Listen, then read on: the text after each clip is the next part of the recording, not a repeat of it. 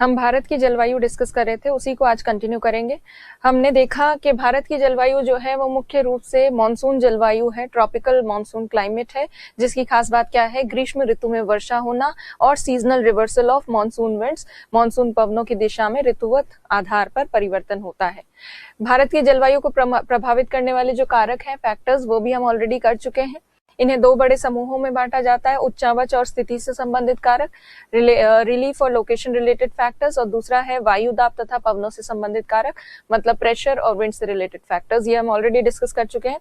इसमें उच्चावच वाले में जो प्रमुख कारक हैं वो हैं अक्षांश, लैटिट्यूड, जल स्थल का वितरण, distribution of land and water, distance from the coast, तट से दूरी, एलिवेशन फ्रॉम सी लेवल, समुद्र तल से ऊंचाई, और उच्चावच रिलीफ फीचर्स।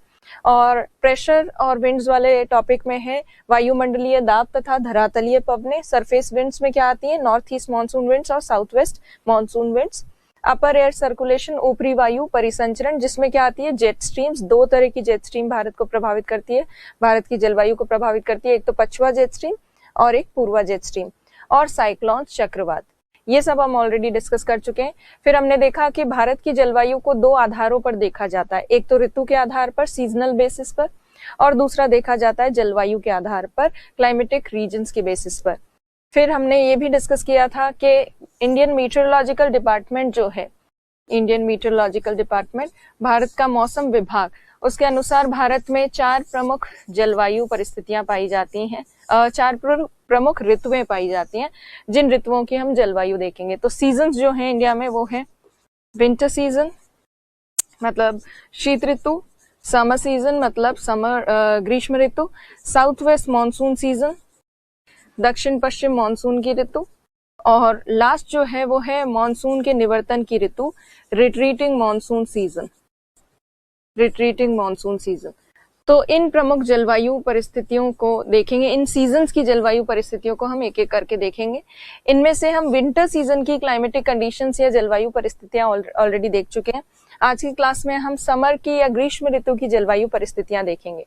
क्लाइमेटिक कंडीशन देखते समय हमने जो क्लाइमेटिक एलिमेंट्स को डिस्कस किया या तत्वों को डिस्कस किया जलवायु के, वो हैं तापमान, दाब, पवने, विंड्स और वर्षा, रेनफॉल। ये सब हमने एक एक जलवायु परिस्थिति के अंतर्गत हमने ये सारे बिंदु जो हैं वो कवर किए हैं हर एक सीजन के। विंटर सीजन में, शीत ऋतु में हमने देखा कि कम तापमान होता है, दाब उच्च होता है, और पवने जो हैं वो उत्तर पूर्वी मानसून पवने होती हैं, और शुष्क परिस्थितियां होती हैं भारत में सामान्यतः, और स्वच्छ आकाश होता है, क्लियर स्काई, और एटमॉस्फेरिक स्टेबिलिटी की कंडीशंस होती हैं, वायुमंडलीय स्थायित्व की स्थिति होती है विंटर सीजन में। ये हम ऑलरेडी देख चुके हैं। अब समर सीजन जो है उसको डिस्कस करते हैं। अब देखिए ग्रीष्म ऋतु की जलवायु परिस्थितियां,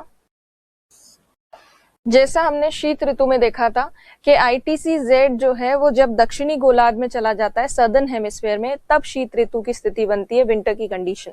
और जैसे ही ITC-Z उत्तर की तरफ खिसकने लगता है, मतलब सदर्न हेमिस्फीयर से दक्षिणी गोलार्ध से उत्तरी गोलार्ध की तरफ आना शुरू कर देता है, तब धीरे धीरे भारत में ग्रीष्म ऋतु की स्थिति बनती है।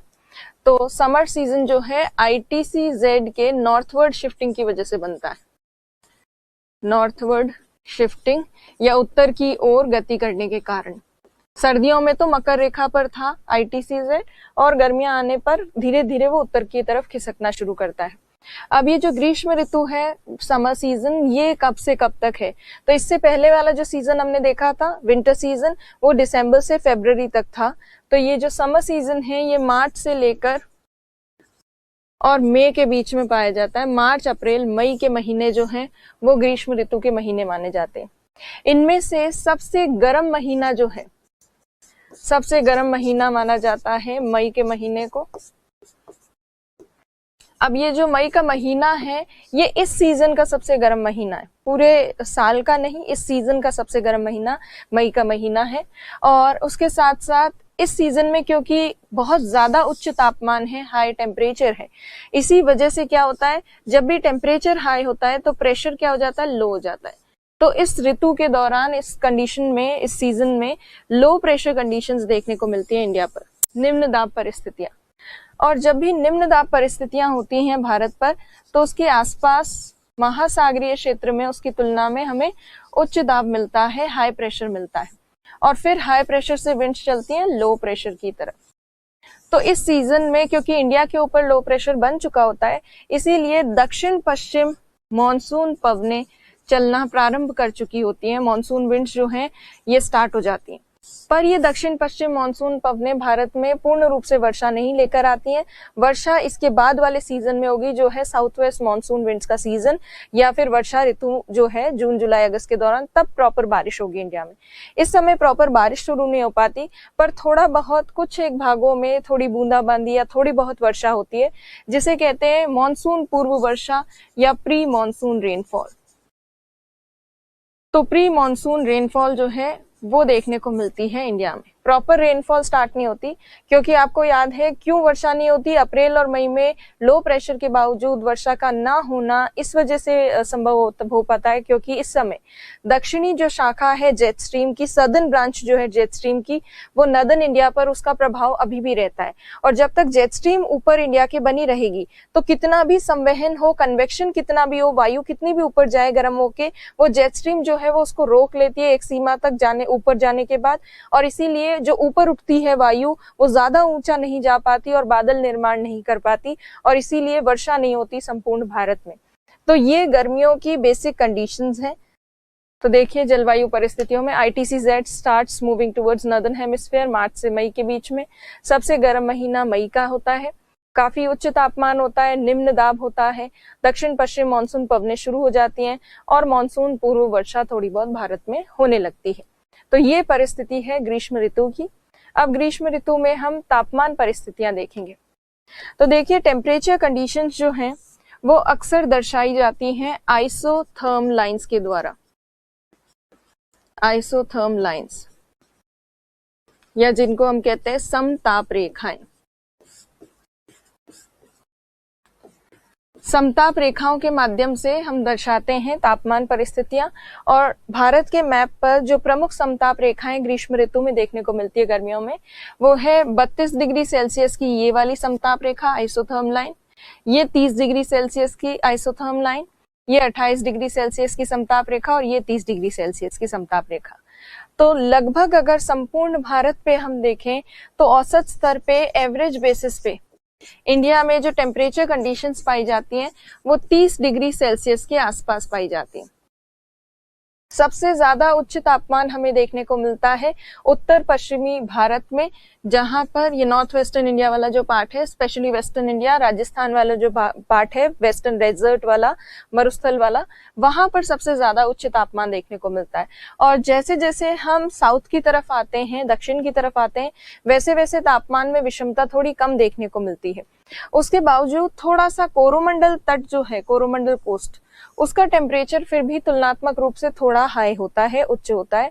उसका कारण क्या है? यहाँ पर बारिश नहीं होती है ग्रीष्म ऋतु के दौरान, इसलिए ये एरिया थोड़ा गर्म रहता है आसपास के क्षेत्र की तुलना में, जो साउथ इंडिया उसके कंपैरिजन में।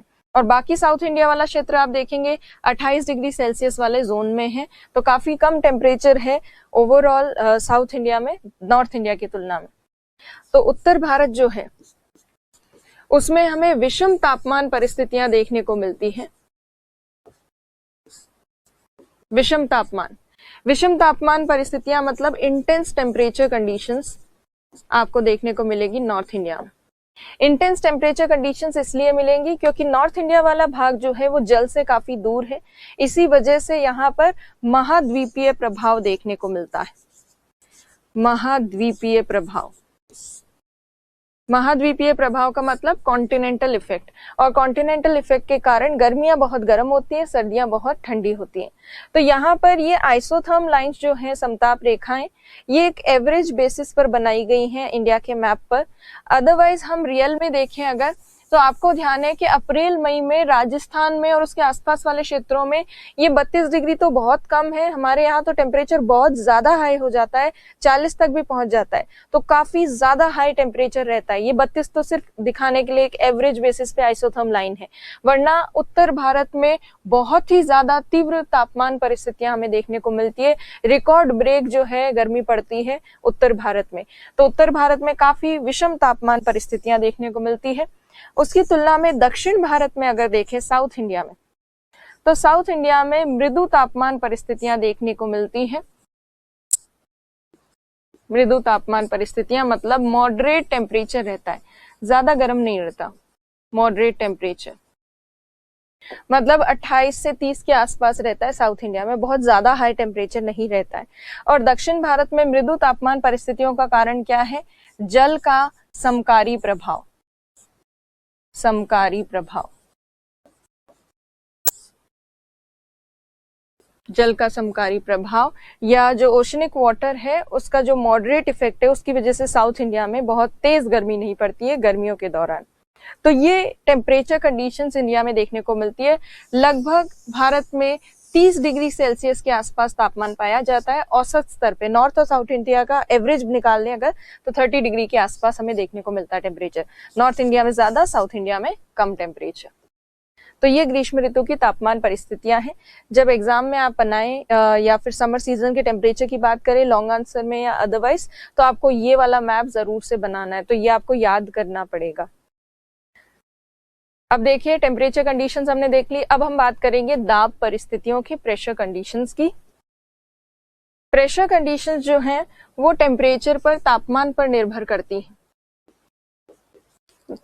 तापमान आपको पता है कि उच्च होता है, हाई टेम्परेचर होता है समर सीजन में, और टेम्परेचर अगर हाई होगा तो प्रेशर जो है वो लो होगा। तो संपूर्ण भारत पर निम्न दाब परिस्थितियां पाई जाती है क्योंकि ग्रीष्म ऋतु के दौरान हमारे यहाँ पर तापमान उच्च हो जाता है, इसलिए प्रेशर ओवरऑल इंडिया में लो ही पाया जाता है, निम्न दाब होता है। जैसा अभी हमने टेम्परेचर के मैप में देखा, तापमान के मैप में, कि सबसे ज्यादा उच्च तापमान उत्तर पश्चिमी भारत में था, 32 डिग्री की हमने नॉर्थ वेस्ट इंडिया में लाइन देखी थी, आइसोथर्म लाइन। तो ओवरऑल टेम्परेचर जब सबसे ज्यादा उत्तर पश्चिमी भारत में है तो सबसे ज्यादा इंटेंस लो प्रेशर, सबसे तीव्र निम्न दाब परिस्थितियां भी आपको कहाँ मिलेंगी? उत्तर पश्चिमी भारत में सबसे ज्यादा लो प्रेशर होगा। और जैसे जैसे हम साउथ इंडिया की तरफ बढ़ेंगे वैसे वैसे प्रेशर थोड़ा सा बढ़ता जाएगा क्योंकि साउथ इंडिया का टेम्परेचर थोड़ा कम है नॉर्थ इंडिया के कंपैरिजन में।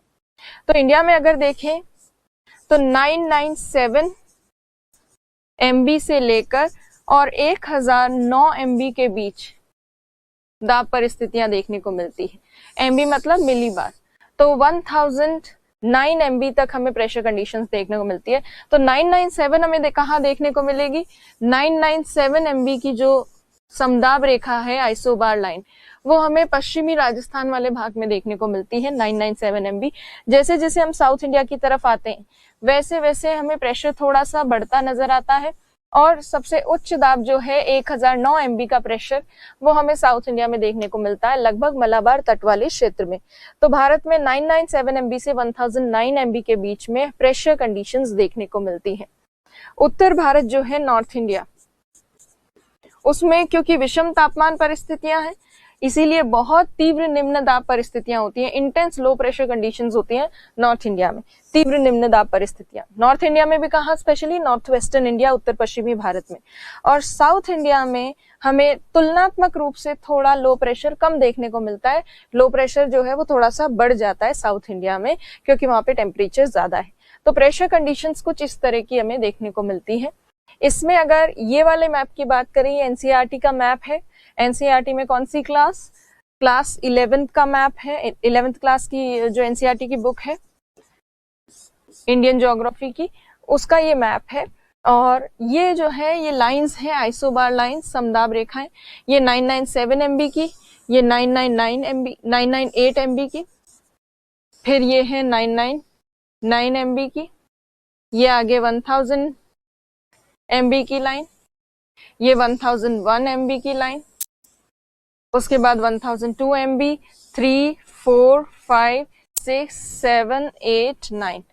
तो ये समदाब रेखाएं भारत में है। इस वाले मैप में ये जो एरोज लगे हुए हैं इसमें विंड्स भी बताई गई हैं, साथ साथ में प्रेशर समदाब रेखाएं जो आइसोबार लाइंस है उसके साथ साथ विंड्स भी दिखाई गई हैं। खैर, अब इसका अगर प्रॉपर सिंपल मैप की बात करूं जो आपको याद करना है, इसमें बहुत कंफ्यूजन हो रहा होगा, इतनी सारी लाइंस है, तो एक सिंपल मैप भी आप देखिए। आपको ये लाइंस जो हैं आइसोबार लाइंस, समदाब रेखाएं, ये याद रखनी है, समदाब रेखाएं।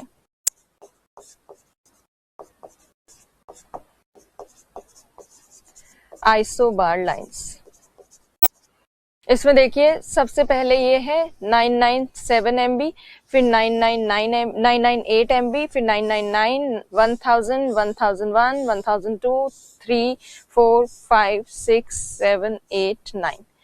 तो आपको थोड़ा थोड़ा बेसिक याद कर लोगे, उसके बाद थोड़ी कुछ एक लाइंस जो है एग्जैक्ट, अगर आपको लोकेशन ध्यान नहीं है तो भी थोड़ा रैंडमली रफली भी बना दोगे तो भी काफी होगा। बट एग्जाम में आपको आइसोबार लाइंस का मैप जरूर से बनाना है ताकि आपको अच्छे मार्क्स मिले। तो इंटेंस लो प्रेशर है नॉर्थ वेस्टर्न इंडिया में। तो ये तो हो गई प्रेशर कंडीशंस, दाब परिस्थितियां। अब हम बात करते हैं कि ग्रीष्म ऋतु में पवनें कौन सी चलती हैं। तो समर सीजन में विंड्स की अगर बात करें तो अभी जैसा मैंने बताया भारत पर बना होता है लो प्रेशर, और इंडिया के आसपास जो हिंद महासागर है उसमें बना होता है हाई प्रेशर। इसीलिए पवनें चलना शुरू करती है हाई प्रेशर से लो प्रेशर की तरफ। तो ये जो विंड्स हैं इनकी डायरेक्शन देखिए, ये चल रही है साउथ वेस्ट से नॉर्थ ईस्ट की तरफ। तो इस सीजन में भारत में चलती है दक्षिण पश्चिम मॉनसून पवनें, साउथ वेस्ट मॉनसून विंड्स चलती हैं भारत में। भले ये पवनें जल से स्थल की तरफ चलती हो, पर ये संपूर्ण भारत में वर्षा नहीं कर पाती। थोड़ा बहुत जो तटवर्ती क्षेत्र हैं, कोस्टल रीजन है, वहां पर ये विंड्स थोड़ी बहुत बारिश ले आती हैं। जैसे यहाँ तटवर्ती क्षेत्र जो है वेस्टर्न कोस्ट, यहाँ पे थोड़ी बहुत बारिश हो जाती है इन विंड्स की वजह से, और थोड़ा बहुत यहाँ असम में और पश्चिम बंगाल में बारिश हो जाती है। उसको अभी हम रेनफॉल वाले सेक्शन में डिस्कस करेंगे। पर संपूर्ण भारत में वर्षा नहीं हो पाती है। उसका कारण क्या है? वही जेट स्ट्रीम्स, दक्षिण पश्चिम मानसून पवनें, पर संपूर्ण भारत में वर्षा नहीं। उसका कारण है साउथ ये जो सब ट्रॉपिकल वेस्टर्ली जेट स्ट्रीम जो है, इसकी सदर्न ब्रांच इंडिया पर स्थित होती है, भारत पर स्थित होती है। इसकी वजह से उपोष्ण कटिबंधीय पछुआ जेट स्ट्रीम की दक्षिणी शाखा का भारत पर स्थित होने के कारण भारत में, संपूर्ण भारत में वर्षा प्रॉपरली स्टार्ट नहीं हो पाती। ये तो हुई जो कॉमन विंड्स हैं इंडिया में। इसके अलावा अगर हम देखें नॉर्थ इंडिया में और भी हमें कुछ स्पेशल चीज देखने को मिलती है। उत्तर भारत में एक स्थानीय पवन चलती है, एक लोकल विंड चलती है जिसका नाम है लू। क्योंकि उत्तर भारत में बहुत तीव्र निम्न दाब परिस्थितियां होती है, बहुत इंटेंस लो प्रेशर होता है, इसीलिए आसपास के क्षेत्रों से यहाँ पर विंड्स आती हैं और लोकल रीजन में यहाँ पर रैंडमली वो विंड्स जो हैं इस एरिया में बहती है। क्योंकि लो प्रेशर है यहाँ पर, तो इस पूरे एरिया में यहाँ पर कुछ स्थानीय पवनें चलती हैं। स्थानीय पवनों में आपको कोई पर्टिकुलर डायरेक्शन उसका नहीं बताना, बस ये है कि लू से प्रभावित रहता है ये पूरा क्षेत्र, ये पूरा एरिया। तो उत्तर भारत में लू नाम की एक स्थानीय पवन चलती है। अब लू कैसी विंड है? तो लू जो है ये गर्म और शुष्क पवनें हैं, गर्म और शुष्क। और लू के कारण काफी ज्यादा यहाँ पर जो है तापमान भी बढ़ा हुआ रहता है, और लू के कारण दिन में, क्योंकि शुष्क परिस्थितियां तो होती हैं, और दिन में धूल भरी आंधियां जो है वो चलती हैं लू जैसी गर्म पवनों के कारण। तो धूल भरी आंधियों के लिए ये जिम्मेदार है, धूल भरी आंधियां। और धूल भरी आंधियों के साथ साथ कभी अगर ये लू जैसी पवनें किसी छोटी वाटर बॉडी के ऊपर, जलराशि के ऊपर से, या किसी छोटी मोटी नदी के ऊपर से जब गुजरती हैं, तो वहां से थोड़ा बहुत ये जलवाष्प ग्रहण करती हैं और थोड़ी बहुत ये वर्षा करती हैं। शाम होते होते थोड़ा सा ये रेनफॉल लेकर आती हैं, ज्यादा नहीं, थोड़ी बहुत बूंदाबांदी अपने साथ लेकर आती हैं। तो धूल भरी आंधियां तो चलती हैं, आंधियां, उसके साथ साथ शाम होते होते थोड़ी हल्की बौछार जो है वो भी होती है इस लू नामक पवन के कारण। अब ये बौछार जो है या थोड़ी बहुत बूंदाबांदी या जिसे ड्रिजलिंग कहते हैं, ये रोज नहीं होती, कभी कभी होती है। तो लू के कारण गर्म पवनें हैं, इनके कारण डस्टी स्टॉर्म्स जो हैं, धूल भरी आंधियां, वो तो रोज ही अक्सर चलती है। पर उन डस्टी स्टॉर्म्स के साथ साथ कभी कभी थोड़ी बहुत ड्रिजलिंग भी हो जाती है बाय इवनिंग या शाम होते होते, जब इनके पास थोड़ा बहुत कहीं से लोकल मॉइस्चर आ जाता है तो। अब ये धूल भरी आंधियां जो हैं, इनके बारे में राजस्थान वासियों को कुछ बताने की और समझाने की इतनी जरूरत होनी नहीं चाहिए, क्योंकि आप लोगों ने सबने कभी ना कभी लाइफ में इस तरह की धूल भरी आंधियां तो देखी होंगी। और स्पेशली वेस्टर्न राजस्थान में कई बार लाल पीली आंधी चलती है, काली पीली लाल पीली आंधी। उसमें क्या होता है, एकदम से इतना तेज धूल का गुबार उठता है आंधी के साथ कि एकदम से लाइटें तो चली जाती है सरकार की तरफ से, उसके साथ साथ पूरा अंधेरा हो जाता है क्योंकि धूल का गुबार चारों तरफ छा जाता है। तो दिन में भी बिल्कुल अंधेरा हो जाता है, हाथ को हाथ नहीं दिखता, इतना ज्यादा अंधेरा हो जाता है क्योंकि धूल पूरी आसपास के क्षेत्र में फैल जाती है। और उस धूल के ठीक बाद में शाम होते होते थोड़ी बहुत कभी कभी बूंदाबांदी हो जाती है, सिर्फ हल्की सी बूंदाबांदी होती है, ज्यादा प्रॉपर बारिश नहीं होती, मिट्टी भी पूरी गीली नहीं होती, थोड़ी बहुत बूंदाबांदी होती है। तो इस तरह की स्थिति आप लोगों ने सबने एक्सपीरियंस की होगी। जब ये हल्की बौछार और थोड़ी बहुत बूंदाबांदी होती है, उसमें उसकी वजह से इस हल्की बौछार के कारण थोड़ी सी गर्मी में राहत मिलती है। गर्मी में राहत या जो उच्च तापमान हो जाता है, बहुत हाई टेम्परेचर हो जाता है, उसमें थोड़ा सा रिलीफ मिलता है, थोड़ी सी कुछ समय के लिए टेम्परेरी ठंडक होती है, बट वापस से नॉर्मल परिस्थितियां जो हैं वो जल्दी ही लौट आ जाती हैं और गर्मी जो है वो वापस से तीव्र हो जाती है। तो लू जो है इसको आपको ढंग से करना है। ये 5 नंबर में, 2 नंबर में कभी लू के बारे में पूछा जाए तो ये सब चीजें आपको ऐड करनी है। धूल भरी आंधी, गर्म शुष्क पवने, हल्की बौछार, गर्मी में राहत, ये सारी चीजें ऐड ऑन करनी है। तो लू जो है वो यहाँ की स्पेशलिटी है, ये वाला जो पूरा एरिया है नॉर्दर्न इंडिया। अब लू कौन कौन से राज्यों को प्रभावित करती है? तो मेनली करती है राजस्थान को, थोड़ा बहुत पंजाब, हरियाणा, यूपी और बिहार तक भी थोड़ा बहुत इसका इफेक्ट रहता है। तो लू पवनों के बारे में आपको जानकारी होनी चाहिए। अब मैप में, अभी हम आगे वाले मैप में देखेंगे कि लू वाला एरिया कौन सा है। तो देखिए स्थानीय पवन लू। अब देखिए ये जो मैप आपको दिख रहा है ये पूरा लू से प्रभावित क्षेत्र है, ऊपर वाला उत्तर इंडिया, नॉर्थ इंडिया वाला। अब जो है इस सीजन में, समर सीजन में जो रेनफॉल होती है, वर्षा होती है, उसको हम देखते हैं किस तरह की वर्षा होती है या क्या है। तो वैसे तो ग्रीष्म ऋतु में प्रॉपर वर्षा नहीं होती है इतनी ज्यादा, रेनफॉल संपूर्ण भारत में तो नहीं हो पाती है, पर कुछ एक क्षेत्रों में प्री मॉनसून रेनफॉल जरूर होती है। प्री मॉनसून रेनफॉल, इसका मतलब है मॉनसून पूर्व वर्षा।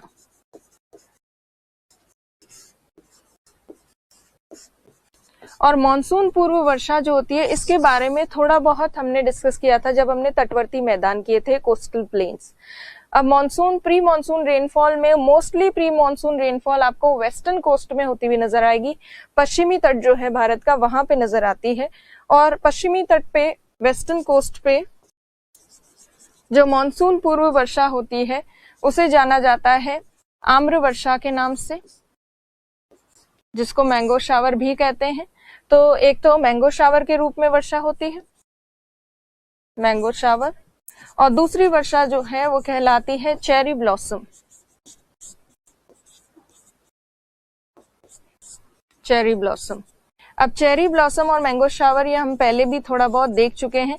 आपको याद होगा आम्र वर्षा जो है, मैंगो शावर, ये आम के पेड़ के लिए या आम के उत्पादन के लिए या आम के विकास के लिए, डेवलपमेंट के लिए काफी इंपॉर्टेंट होती है, महत्वपूर्ण होती है। और चेरी ब्लॉसम नाम की जो प्री मॉनसून रेनफॉल है, इसका कोई रिलेशन चेरी से नहीं है, इसका रिलेशन किससे है? कॉफी से। तो कॉफी या कहवा के फूल को खिला देती है चेरी ब्लॉसम नाम की जो प्री मॉनसून रेनफॉल है।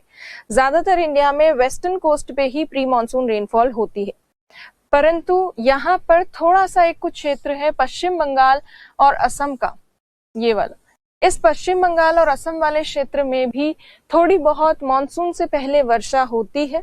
अब वो किस कारण से होती है वो देखते हैं अभी। तो देखिए ये भारत में ही क्या, कहीं पे भी जब किसी क्षेत्र में दो विभिन्न प्रकृति की, दो डिफरेंट नेचर की विंड्स मिलती हैं तो अक्सर आंधी तूफान की स्थिति बनती है। और ऐसी ही कुछ स्थिति हमें देखने को मिलती है पश्चिम बंगाल असम वाले क्षेत्र में। तो होता क्या है, यहाँ तटवर्ती क्षेत्र की तरफ, स्थल से जल की तरफ पवनें चलती हैं जो गर्म और शुष्क होती हैं, गर्म और शुष्क। और इसी तरह से जल से स्थल की तरफ भी कुछ पवनें चलती हैं। ये कोस्टल एरिया जो है वेस्ट बंगाल वाला, वहां की बात हो रही है।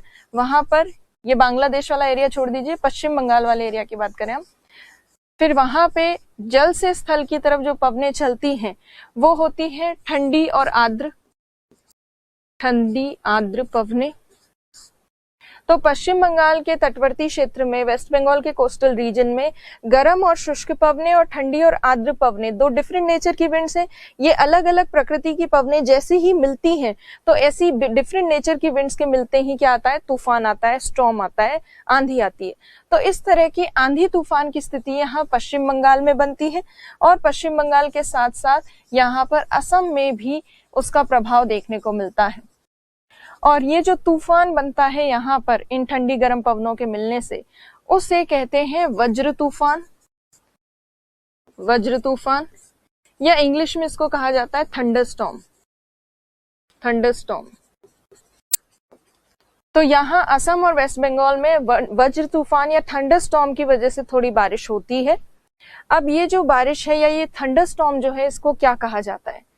तो देखिए, पश्चिम बंगाल में प्लस असम में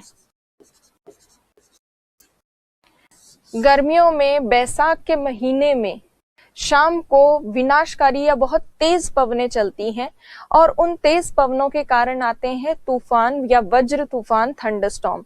और उन थंडरस्टॉर्म्स को या उन तूफानों को एक नाम दिया गया है, उन्हें कहते हैं काल बैसाखी। काल बैसाखी। तो काल बैसाखी की बेसिक डेफिनेशन ये है कि पश्चिम बंगाल, असम में शाम को चलने वाली विनाशकारी आर्द्रता युक्त पवनों के कारण जो वज्र तूफान बनते हैं, उन्हें काल बैसाखी कहते हैं। काल बैसाखी कहते हैं। इंग्लिश में अगर इसकी डेफिनेशन की बात करें तो इसे लिखा जा सकता है, violent evening thunderstorms occurring in West Bengal and Assam are called Kal Baisakhi. तो काल बैसाखी किसी वर्षा का नाम नहीं है, काल बैसाखी नाम है वज्र तूफान का, थंडरस्टॉर्म का। ये जब थंडरस्टॉर्म आता है, वज्र तूफान, तो इस वज्र तूफान की वजह से बारिश होती है, और वो बारिश जब होती है तो वैसे तो ये तूफान काफी ज्यादा विनाशकारी है। जितने भी पेड़ पौधे और वो सब होते हैं, सब कई पेड़ पौधे टूट जाते हैं। आपको पता है, आंधी आती है तो पेड़ गिर जाते हैं, बिजली के तार जो हैं वो टूट जाते हैं। तो इस तरह का काफी ज्यादा डिस्ट्रक्शन होता है। ह्यूमन प्रॉपर्टी को भी डिस्ट्रक्शन होता है, विनाश होता है, मानव जो संपत्ति उसको भी। उसके साथ साथ अवसंरचना या बेसिक इंफ्रास्ट्रक्चर जो है उसको भी नुकसान पहुंचता है। प्लस कई पेड़ पौधे जो हैं उनकी टहनियां टूट जाती है, पेड़ पौधे गिर जाते हैं बड़े बड़े। तो ये सारा विनाशकारी स्वरूप हमें देखने को मिलता है इस वज्र तूफान के कारण, इस थंडरस्टॉर्म के कारण, क्योंकि इसमें पवनों की विंड्स की स्पीड बहुत तेज होती है और बहुत इंटेंस होती है। इसीलिए काल बैसाखी के कारण वर्षा तो होती है, पर वर्षा के साथ साथ जो पवनों की तीव्रता है, पवनों की तीव्रता, उस पवनों की तीव्रता के कारण काफी ज्यादा विनाश होता है, डिस्ट्रक्शन होता है। और इतना ज्यादा विनाश होता है कि इसे बैसाख के महीने का काल माना जाता है। ये जो तूफान है, इसको बैसाख के महीने का काल माना जाता है, इसलिए इसका नाम है काल बैसाखी। काल किसको कहते हैं? काल पड़ गयो, ऐसे बोला जाता है ना। काल मतलब कैलामिटी, मतलब विनाशकारी गतिविधि। तो इसे बैसाख का काल या कैलामिटी ऑफ बैसाख कहा जाता है। कैलामिटी ऑफ बैसाख, बैसाख। तो ये बैसाख का काल कही जाती है, क्योंकि इसका विनाशकारी स्वरूप बहुत ज्यादा है इस वज्र तूफान का। पर इसकी वजह से जो थोड़ी बहुत वर्षा होती है, ये वर्षा कुछ फसलों के लिए लाभदायक होती है, थोड़ी बहुत फसलों के। अब कौन सी फसलों के लिए लाभदायक होती है? तो ये लाभदायक होती है चाय के लिए, पटसन के लिए। पटसन बेसिकली होता है जूट।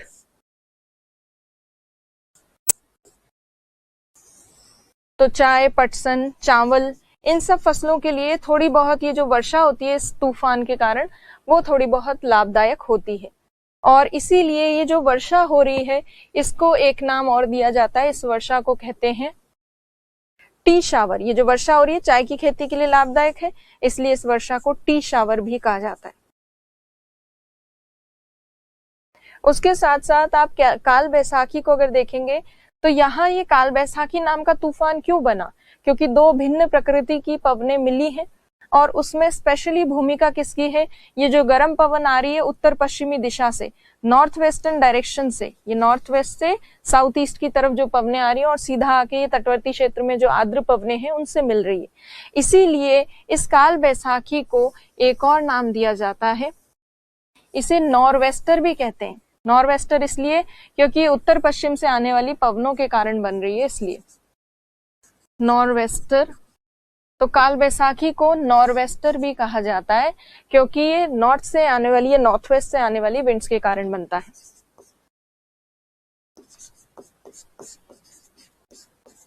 नॉरवेस्टर भी कहा जाता है। तो 3 टर्म्स आपने यहां देखी, टी शावर, नॉरवेस्टर और काल बैसाखी। तो काल बैसाखी वास्तव में किसी वर्षा का नाम नहीं है, ये एक तूफान का नाम है जो पश्चिम बंगाल और असम में आता है। उसके अलावा ओवरऑल तो इसको काल बैसाखी कहते हैं, पर असम में स्थानीय भाषा में इस काल बैसाखी को कहा जाता है बारदोली छीड़ा। बारदोली छीड़ा, तो स्थानीय भाषा में इसे बारदोली छीड़ा के नाम से भी जाना जाता है इस तूफान को। तो काल बैसाखी आपको समझ में आ गया होगा, बहुत इंपॉर्टेंट है। 2 नंबर में, 5 नंबर में आपके प्रश्न बन सकता है। तो काल बैसाखी के बारे में लिख कर देखिएगा कि किस तरह से आप उसको लिख सकते हैं, और डायग्राम भी बनाना है आपको। और यहाँ इस मैप में काल बैसाखी देखें तो ये काल बैसाखी है और असम में इसको बारदोली छीड़ा कहा जाता है। अब भारत में वैसे तो ज्यादा बड़े क्षेत्र में बारिश नहीं होती है गर्मियों में, ग्रीष्म ऋतु में, पर जिन क्षेत्रों में थोड़ी बहुत बारिश होती है उनका हम वितरण डिस्ट्रीब्यूशन मैप पे बता सकते हैं, जिसमें हम कितने सेंटीमीटर वर्षा कहाँ पे हो रही है वो दर्शा सकते हैं मैप के ऊपर। तो अब वही हम देखेंगे कि कैसे मैप पे दर्शाते हैं। तो देखिए, ये मैप बनाया जा सकता है समर रेनफॉल के लिए, समर सीजन की रेनफॉल के लिए। उसमें ये जो आपको डार्क पार्ट दिख रहा है, यहाँ पर प्री मॉनसून रेनफॉल होती है, चेरी ब्लॉसम और मैंगो शावर इस एरिया में होती है, और यहाँ पर होती है काल बैसाखी और बारदोली छीड़ा के कारण वर्षा। और ये जो अधिक वर्षा वाला क्षेत्र है, यहाँ 75 सेंटीमीटर से ज्यादा वर्षा प्राप्त होती है, 75 सेंटीमीटर से ज्यादा। और बाकी जो इंडिया का एरिया है वहां पे भी थोड़ी बहुत कभी कभी बूंदाबांदी हो जाती है, और ये जो बूंदाबांदी होती है थोड़ी बहुत, वो कितनी वर्षा होती है, तो 25 से 75 सेंटीमीटर के आसपास, 25 से 75 सेंटीमीटर के आसपास ओवरऑल इंडिया में हमें रेनफॉल देखने को मिलती है, जो ज्यादा नहीं होती, थोड़ी बहुत वर्षा होती है। वहीं पश्चिमी राजस्थान, गुजरात, पंजाब, हरियाणा वाला कुछ क्षेत्र और लद्दाख वाला कुछ क्षेत्र और कोरोमंडल तट, यहाँ पर बहुत कम बारिश होती है सीजन में, और 25 सेंटीमीटर से भी कम वर्षा प्राप्त होती है इस क्षेत्र में। तो वर्षा में आप ये मैप बनाकर वर्षा का वितरण बता सकते हैं। तो हमने देखिए ग्रीष्म ऋतु की वर्षा की स्थिति भी देख ली, प्री मॉनसून वर्षा और कुछ जगह तूफान के कारण वर्षा। अब ग्रीष्म ऋतु का प्रश्न अगर बन जाए आपके लॉन्ग आंसर में, तो आपको ग्रीष्म ऋतु की जलवायु परिस्थितियां जब समझानी हो तो आप कैसे बताएंगे। शॉर्ट में पहले तो लिखेंगे कि ग्रीष्म ऋतु मार्च से मई के महीने के बीच ITCZ के उत्तर की ओर शिफ्ट होने के, विस्थापित होने के कारण बनती है। Basic introduction lines. उसके बाद आप ग्रीष्म ऋतु का तापमान बताएंगे, यहाँ समताप रेखा का मैप बनाएंगे, प्रेशर बताएंगे, प्रेशर का समताप रेखा का मैप बनाएंगे, और विंड्स लिखेंगे, पवनों के बारे में बेसिक इंट्रोडक्शन लिखेंगे, और यहाँ पवनों का एक मैप बनाएंगे। इसमें लू पवनें जरूर से बतानी है। उसके बाद जब वर्षा की बात होगी तो रेनफॉल में आप यहाँ रेनफॉल का मैप बनाएंगे, और प्री मॉनसून रेनफॉल के बारे में यहाँ पर लिखेंगे, मॉनसून पूर्व वर्षा के बारे में। इसमें आप वर्षा के वितरण वाला जो ये वाला जो मैप है ये बनाए तो ज्यादा सही रहेगा। बाकी प्री मॉनसून वर्षा के नाम तो आप लिख ही देंगे पैराग्राफ में, और लास्ट में कंक्लूजन में आप लिख सकते हैं, अतः ग्रीष्म ऋतु के दौरान उच्च तापमान, निम्न दाब, दक्षिण पश्चिम मॉनसून पवनें तथा मॉनसून पूर्व वर्षा पाई जाती है भारत में। तो इस तरह से आपको कंक्लूड करना है। तो काफी सारे शॉर्ट आंसर्स बनते हैं, शॉर्ट क्वेश्चंस बनते हैं इस चैप्टर में से या इस सीजन में से, जैसे काल बैसाखी, बारदोली छीड़ा और ये सब। तो ये आप प्रैक्टिस कीजिएगा। मैप्स वगैरह जो हैं वो सारे आपको याद होने चाहिए। तो समर सीजन जो है उसको रिवाइज कीजिए आप। नेक्स्ट क्लास में हम अगला सीजन जो है उसको डिस्कस करेंगे। Thank you.